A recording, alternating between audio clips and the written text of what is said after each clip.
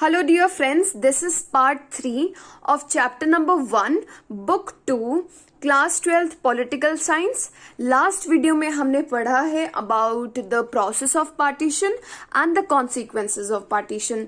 इस वीडियो में हम एक टॉपिक बहुत अच्छा सा इंटरेस्टिंग सा कवर करने वाले हैं, वो है इंटीग्रेशन ऑफ प्रिंसली स्टेट्स। ठीक है, इंटीग्रेशन का मतलब होता है जोड़ना और प्रिंसली स्टेट्स का मतलब है वो हम अभी समझ लेंगे।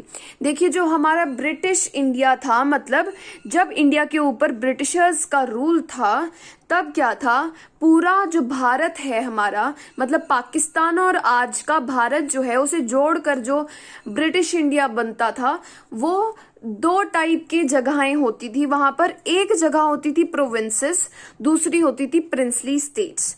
प्रोविंसेस वो जगह हैं जहां पर ब्रिटिशर्स का पूरा डायरेक्ट कंट्रोल है। ठीक है, जो भी ब्रिटिशर्स कहेंगे वही वहां पर होगा। परंतु प्रिंसली स्टेट्स ऐसी एरियाज थे जहां पर प्रिंस होते थे, मतलब राजा हुआ करते थे, और उन राजाओं के पास अधिकार था कि वो अपने इंटरनल अफेयर्स के बारे में डिसीजन ले सकते हैं। ठीक है, परंतु वो भी डिसीजन लिया जाएगा अंडर द पैरामाउंटेसी और सुजरैनिटी ऑफ ब्रिटिश क्राउन, मतलब ब्रिटिशर्स से पूछ कर ही वो डिसीजन लिया जाएगा। ब्रिटिशर्स देखेंगे क्या ये कुछ गलत तो नहीं कर रहे ये राजा लोग। ठीक है, तो ये हो गए हमारे प्रिंसली स्टेट। अब देखिए, जो पूरा भारत है उसके अंदर जो 1/3 एरिया था पूरे भारत का, ब्रिटिश इंडिया का, वो जो है कवर किया जाता था बाय प्रिंसली स्टेट्स। तो मान लो ये पूरा इंडिया है, ठीक है, ब्रिटिश इंडिया है, और इसका ये जो ब्लू पार्ट है वो सारा प्रिंसली स्टेट्स का था, ग्रीन पार्ट जो है वो प्रोविंसेस का हुआ करता था। और 1/4 पीपल जो है वो प्रिंसली स्टेट में रहा करते थे, मतलब ये सारी मान लो पॉपुलेशन है हमारी, ब्लू कलर के जो ये लोग हैं वो प्रिंसली स्टेट में रहा करते थे, बाकी के लोग जो हैं वो प्रोविंसेस में रहा करते थे। तो प्रिंसली स्टेट्स के ऊपर इनडायरेक्ट कंट्रोल है ब्रिटिशर्स का और प्रोविंसेस पे डायरेक्ट कंट्रोल है। अब हमें क्या प्रॉब्लम हो गई कि ये इन प्रिंसली स्टेट्स को हमें अपने पास जोड़ना था, इंडिया के अंदर मिलाने का क्या प्रॉब्लम आई। तो प्रॉब्लम ये थी कि इंडिपेंडेंस जब हमें मिल गई तो ब्रिटिशर्स क्या चाहते थे, भारत इतना टूट जाए कि ये कभी खड़ा ना हो पाए। ठीक है, तो इन्होंने क्या करा कि इन्होंने कहा कि जैसे ही इंडिया इंडिपेंडेंट हुआ है, साथ ही साथ क्या हुआ है, ये जो पैरामाउंटेसी थी ब्रिटिशर्स की प्रिंसली स्टेट्स के ऊपर, वो भी खत्म हो गई है। मतलब ब्रिटिशर्स का कोई कंट्रोल नहीं रहा प्रिंसली स्टेट्स के ऊपर, और ये प्रिंसली स्टेट्स क्या कर सकती हैं, अपनी अलग कंट्री बना सकती हैं, अपने आप को फ्री मान सकती हैं, नंबर 1, या इंडिया के साथ अपनी मर्जी से जुड़ सकती हैं, या फिर अपनी मर्जी से जो है वो पाकिस्तान के साथ जुड़ सकती हैं।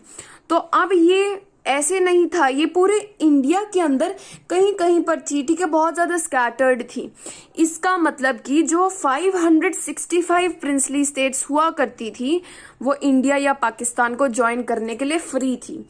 ठीक है, अब देखिए प्रॉब्लम क्या आई कि जो हमारे रूलर्स हुआ करते थे प्रिंसली स्टेट के, वो ऐसा हो सकता था कि अपनी अपनी छोटी छोटी कंट्रीज बना ले और इंडिया के अंदर भी इतनी कंट्रीज बन जाती। तो अब देखिए, हमें यूनिटी चाहिए थी अपनी कंट्री की, तो वो तो खतरे में दिख रही थी। ये रूलर्स कभी भी नहीं चाहते थे हमारे लोगों को डेमोक्रेसी मिल जाए। क्यों? क्योंकि रूलर के पास पावर है सारी। अगर डेमोक्रेसी आ जाएगी तो लोगों के पास आ जाएगी सारी पावर, तो ये डेमोक्रेसी नहीं चाहते थे। तो आपने देख लिया कि जो हमारे 3 मेन प्रिंसिपल्स थे कि हमें ये सब कुछ लेकर आना है, उसमें से एक डेमोक्रेसी था, वो बहुत ज्यादा खतरे में आ गया। ठीक है, तो टोटल प्रिंसली स्टेट्स इंडिया के अंदर थी 565 याद रखना है बिल्कुल अच्छी तरीके से। अब देखिए क्या हुआ, जब ये बात पता चली रूलर्स को, तो सबसे पहले त्रावणकोर के जो रूलर हैं उन्होंने कह दिया मैं इंडिपेंडेंट हूं, मैं इंडिया के साथ नहीं हूं, मैं पाकिस्तान के साथ नहीं हूं। ठीक है, कैसे याद रखेंगे, Harshpreet Kaur stood first in the class. ठीक है, उसी तरीके से सबसे पहले फर्स्ट नंबर पर किसने कह दिया मैं इंडिपेंडेंट हूं, त्रावणकोर ने। I know these tricks are very weird, पर ये याद करने के लिए आसान बना देती हैं। ठीक है, सेकंड नंबर पे थे हमारे निजाम, जिनके बारे में हम बात करेंगे। हैदराबाद के निजाम ने कह दिया हम फ्री हैं। तीसरे नंबर पर जो नवाब हैं, ठीक है, नवाब हैं भोपाल के, उन्होंने भी कह दिया हम फ्री हैं। अब देखिए कितनी बड़ी प्रॉब्लम है, आगे पढ़ेंगे। अब देखिए गवर्नमेंट की क्या अप्रोच रही, गवर्नमेंट ने कैसे संभाला इस सब को। अब देखिए जो हमारी सरकार एक बना रखी थी इंटरिम गवर्नमेंट, इंटरिम का मतलब है टेम्पररी सी गवर्नमेंट बनाई थी, और उसका काम क्या था कि इंडिपेंडेंस से पहले पहले उन्होंने ये सब कुछ डिसाइड कर लेना था, सारे रूलर्स के साथ बात कर लेनी थी कि आप हमारे साथ जुड़ जाइए, नहीं तो इंडिया यूनाइटेड नहीं रह पाएगा। ठीक है, तो ये इंटरिम गवर्नमेंट जो है वो एस्टैब्लिश कर दी थी, और ये चाहती थी कि ये जो प्रिंसली स्टेट्स हैं वो हमारे साथ आ जाएं। ठीक है, परंतु जो मुस्लिम लीग है, मोहम्मद अली जिन्ना की जो पार्टी है, वो क्या कह रही थी कि प्रिंसली स्टेट्स के पास ना अपना अधिकार है, वो फ्री हैं, वो चाहे इंडिपेंडेंट बने, पाकिस्तान के साथ आ जाएं, आप उन्हें प्रेशराइज मत करना। तो आप देख सकते हो ब्रिटिशर्स का क्या था पीछे, सारी आइडियोलॉजी आप देख सकते हो। कितना बुरा हाल है कंट्री का, किसकी वजह से है, ब्रिटिशर्स ने तोड़ना चाहा था, परंतु फिर भी हम जुड़े हुए हैं, परंतु जो उन्होंने ऑपरेशन किया है उससे अभी भी हम उभर नहीं पाए हैं। ठीक है, उसी तरीके से ये मुस्लिम लीग भी वही चाहती थी कि इंडिया टूट जाए, इंडिया के पार्ट्स हमारे पास आ जाएं। ठीक है, परंतु हमारे इंडियन लीडर्स बहुत स्ट्रांग थे, उनकी विजन बहुत अच्छी थी, उन्होंने डिसाइड किया कि हम इन सारे प्रिंसली रूलर्स के साथ बात करेंगे, और उनकी 3 मेन कंसिडरेशन थी कि हम क्यों कह रहे हैं कि इन सभी को हमारे पास आने के लिए। उसकी 3 बातें थी। पहली बात थी कि जो ज्यादातर लोग थे जो प्रिंसली स्टेट के अंदर रहते थे, उनका मानना था कि हमें इंडिया के साथ जुड़ जाना चाहिए। दूसरी बात थी कि अगर रूलर्स नहीं भी मान रहे हैं, बहुत मुश्किल से मनाने के बाद भी नहीं मान रहे हैं, तो हम उन रूलर्स को ऑटोनॉमी दे देंगे। ठीक है, कि आप अपना इंटरनल जो मैटर्स हैं वो खुद सुलझा लीजिएगा, परंतु आप सेल्फ गवर्निंग बन जाना, परंतु आप इंडिया के साथ जुड़ जाओ। ठीक है, और तीसरी चीज थी कि हमें इंडिया की इंटीग्रेशन, वो जो यूनिटी है उसे टूटने नहीं देना। ठीक है, तो अब सबसे बड़ा जो रोल प्ले किया था किसी ने इंडिया को जोड़े रखने का उस टाइम पर, उनका नाम था सरदार वल्लभ भाई पटेल। ठीक है, ये नया टॉपिक, बिल्कुल छोटा सा टॉपिक है जो ऐड हुआ है, ऑलरेडी बहुत सब कुछ था इनके बारे में, परंतु जो ऐड हुआ है ना उसमें से 2-3 फैक्ट्स ही निकले हैं जो आपको याद रखने हैं, ज्यादा कुछ है ही नहीं। ठीक है, ये जो है सरदार वल्लभ भाई पटेल, इनका बहुत बड़ा कंट्रीब्यूशन है। ठीक है, ये जो आपका एक्स्ट्रा मटेरियल ऐड हुआ है वो आपको पीडीएफ के अंदर 2 फॉर्म्स में मिल जाएगा। एक पीडीएफ होगा जो कि सीबीएसई द्वारा इशू किया गया है, उसके अंदर सारे आपको मटेरियल, रीडिंग मटेरियल मिल जाएगा। अगर आपको पढ़ना है तो पढ़ लीजिए, नहीं तो मैंने यहाँ पर बता ही दिया है। दूसरा एक और पीडीएफ दे दूंगी मैं, जिसके अंदर एक पीडीएफ बना दी है, पीपीटी बनाकर शो कर दिए सारे टॉपिक्स को।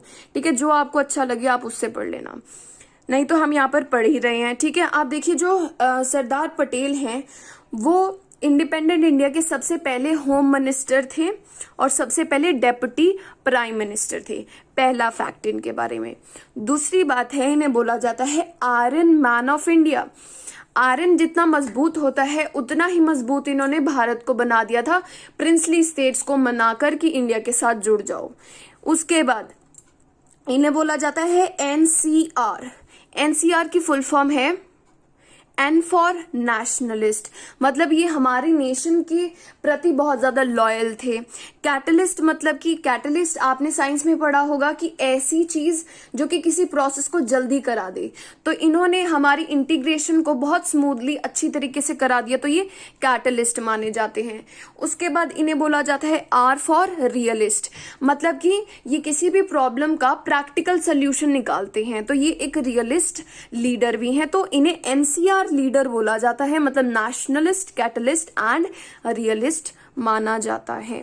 अब देखिए कि इन्होंने क्या किया, प्रिंसली रूलर्स के साथ नेगोशिएट किया, मतलब बातचीत करके सुलझाया। इनके पास स्किलफुल पर्सुएशन पावर थी, मतलब किसी को बिल्कुल अच्छी तरीके से मना लेने की पावर थी। इन्हें बहुत ज़्यादा पॉलिटिकल एक्सपीरियंस भी था और इनकी डिप्लोमेटिक स्किल्स, मतलब कि किसी पर्सन को बातचीत करके अपने व्यू पॉइंट के प्रति जो है एक तरह से हाँ मनवा लेना, उसे बोलते हैं डिप्लोमेटिक स्किल। तो इनके अंदर ये सारी जो है क्वालिटीज़ थी, उसकी वजह से ये बहुत कंट्रीब्यूशन दे पाए। अब देखिए उसके बाद क्या हुआ, इसकी वजह से 15 अगस्त से पहले पहले इन 565 प्रिंसली स्टेट्स में से ज़्यादातर स्टेट्स ने बोल दिया हाँ कि हम इंडिया के साथ ही रह रहे हैं। परंतु 3 ऐसी प्रिंसली स्टेट्स थी जिन्होंने बहुत ज़्यादा प्रॉब्लम क्रिएट की। नंबर 1 थी कश्मीर, ठीक है, ये जो ग्रीन कलर का स्केच दिख रहा है ये है कश्मीर। नंबर 2 है जूनागढ़, जो कि ये ब्लैक कलर का जो पोर्शन है वो जूनागढ़ है। येलो कलर का जो पोर्शन है वो है हमारी हैदराबाद। ओके, तो कश्मीर को हमने अपने साथ लेने की कैसे कोशिश की थी, सरदार वल्लभ भाई पटेल ने कहा मिलिट्री ऑपरेशन करिए, यहाँ पर मिलिट्री के बल से हम कश्मीर को अपने साइड कर लेंगे, परंतु ये फेल हो गया था, ये जो सिस्टम था, ठीक है। जूनागढ़ में प्लेबिसाइट किया गया, मतलब कि लोगों की हामी भरवाई गई कि भाई हाँ हम इंडिया के साथ जाना चाहते हैं, तो लोगों ने कहा इंडिया, तो जूनागढ़ में जो है जूनागढ़ में ये मान लिया गया कि हम इंडिया के साथ ही रहेंगे। उसके बाद हैदराबाद को हम अलग से पढ़ेंगे और एक हम पढ़ेंगे इस पिंक डॉट को, मतलब मणिपुर को। फाइन, अब देखिए ये इतना मुश्किल क्यों था इस प्रिंसली स्टेट को अपने साथ रखना, why it was so complicated, क्योंकि उड़ीसा, डबल आर नहीं आता, उड़ीसा जो है उसके अंदर 26 छोटी छोटी प्रिंसली स्टेट्स थी, ठीक है। उसी तरीके से जो सौराष्ट्र रीजन है, ये आपका जो गुजरात है ना, उसका ये जो सेकंड कर्व है, ये पूरा ब्लू कलर का रीजन सौराष्ट्र बोला जाता है। यहाँ पर 119 छोटी छोटी स्टेट्स थी और 14 बहुत बड़ी बड़ी स्टेट्स थी। तो इन सभी को अपने साथ रखना, इन्हें मनाना बहुत मुश्किल काम था, ठीक है। अब देखिए कैसे होता था ये सब कुछ, उन्हें साइन करना पड़ता था एक instrument of accession. Instrument of accession एक डॉक्यूमेंट है जिसमें ऐसे कह दिया जाएगा कि ये जो स्टेट है वो इंडिया के यूनियन के साथ, मतलब ये जो इंडिया नई बनी है उसके साथ हम ज्वाइन करना चाहते हैं, ठीक है, परंतु हमें अपनी ऑटोनॉमी भी चाहिए, मतलब जो राजा हैं वो रहेंगे और वो अपनी पावर्स को यूज करेंगे, ठीक है, परंतु हैं हम इंडिया के साथ। अब देखिए हैदराबाद के बारे में हम जानेंगे। देखिए हैदराबाद के अंदर क्या हुआ, नंबर 1 जो जगह थी जहां पर सबसे ज्यादा प्रॉब्लम हुई, सेकंड थी कश्मीर, थर्ड थी जूनागढ़, राइट। जो जूनागढ़ है उसमें यहाँ पर आर आएगा, ठीक है। अब ये जो हैदराबाद है वो सबसे बड़ी प्रिंसली स्टेट थी, it was the largest princely state, और आज के टाइम पर अगर देखा जाए ये इतनी बड़ी थी कि कर्नाटका के कुछ पोर्शन इसमें आते थे, आंध्र प्रदेश के कुछ पोर्शन आते थे, और आंध्र प्रदेश जो है वो आज के टाइम पर 2 स्टेट्स में डिवाइड हो गया, आंध्र और तेलंगाना, तो तेलंगाना का भी कुछ पोर्शन ये कवर करता था और महाराष्ट्र को भी कवर करता था, ठीक है जी। अब देखिए उसके बाद हैदराबाद में रूल था एक मुस्लिम रूलर का जिसका नाम था निजाम, मतलब नाम नहीं था, वो अपना टाइटल ऐसे रखते थे, ठीक है, टाइटल उनका था निजाम। अब ये जो निजाम है ये मान नहीं रहे थे, इन्होंने सेकंड नंबर पे कह दिया था कि मैं नहीं आऊंगा इंडिया के साथ, आई एम इंडिपेंडेंट, ठीक है, परंतु इंडिया ने इन्हें टाइम दिया और साइन करवाया एक स्टैंड स्टिल एग्रीमेंट। डबल जी नहीं आता, डबल ई आता है। स्टैंड स्टिल का मतलब है कि आप टाइम ले लो, सोच लो, इंडिया के साथ आ जाओ 1 साल के अंदर, ठीक है। तो नवंबर 1947 के अंदर ये जो है वो साइन कराया गया निजाम द्वारा, N for Nizam, N for November, ठीक है, और जिस साल हमें आजादी मिली थी उसी साल किया गया था। तो स्टैंड स्टिल को कैसे याद रखोगे, कब हुआ था, नवंबर, एन से याद हो गया, और हमें जब आजादी मिली थी तभी साइन किया गया था।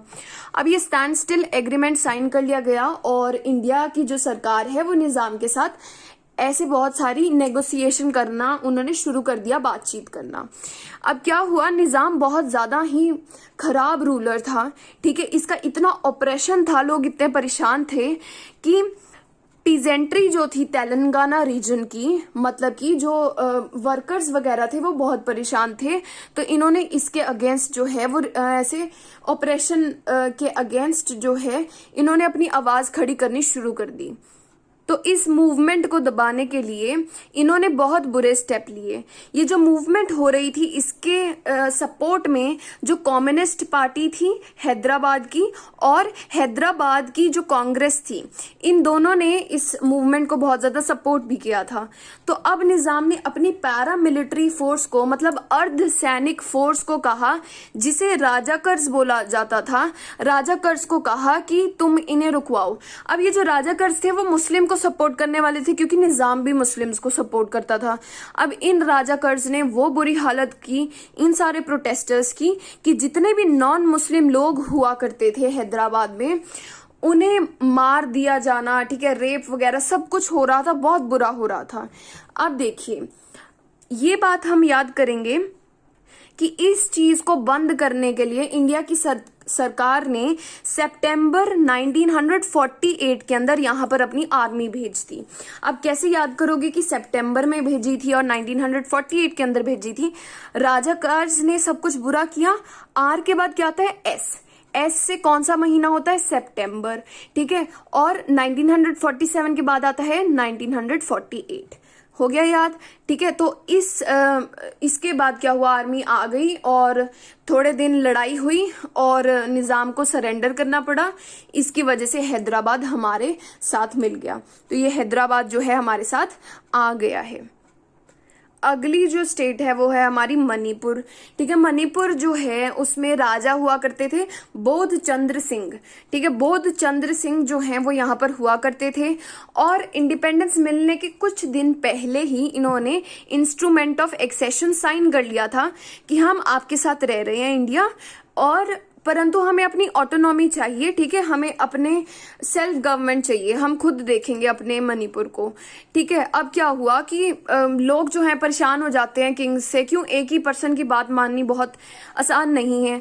तो जो लोग हैं उन्होंने कहा कि हमें इलेक्शंस चाहिए, तो उसकी वजह से बोध चंद्र सिंह को जून 1948 के अंदर इलेक्शन कराने पड़े, ठीक है। अब आप कैसे याद करोगे? देखो मणिपुर एम से है और जून जे से है, तो माइकल जैक्सन से याद रखेंगे हम कि मणिपुर के अंदर जे फॉर जून के अंदर, और सेम ईयर, ऊपर से सेम ईयर ले आओ, 1948 के अंदर जो है इलेक्शन कराई। अब इस इलेक्शन की वजह से क्या हुआ? मणिपुर के अंदर कॉन्स्टिट्यूशनल मॉनर्की एस्टैब्लिश हो गई, मतलब कि राजा भी रहा परंतु एक लेजिस्लेटिव असेंबली क्रिएट हो गई, ठीक है। जैसे आज के टाइम पर विधानसभा होती है तो वो क्रिएट हो गई, ठीक है।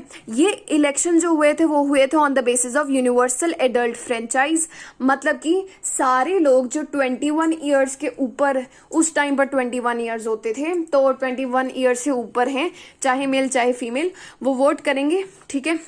तो ये वो टाइम था जब इंडिया के अंदर सबसे पहले यूनिवर्सल एडल्ट फ्रेंचाइज के बेस पे इलेक्शन हुए थे, ठीक है। क्योंकि पूरे इंडिया के अंदर जो जनरल इलेक्शन हुए थे वो 1951 के अंदर हुए थे, वो हम अगले वाले चैप्टर्स में पढ़ेंगे, परंतु मणिपुर ऐसी स्टेट थी जहां पर सबसे पहले इलेक्शन हुए थे, ठीक है।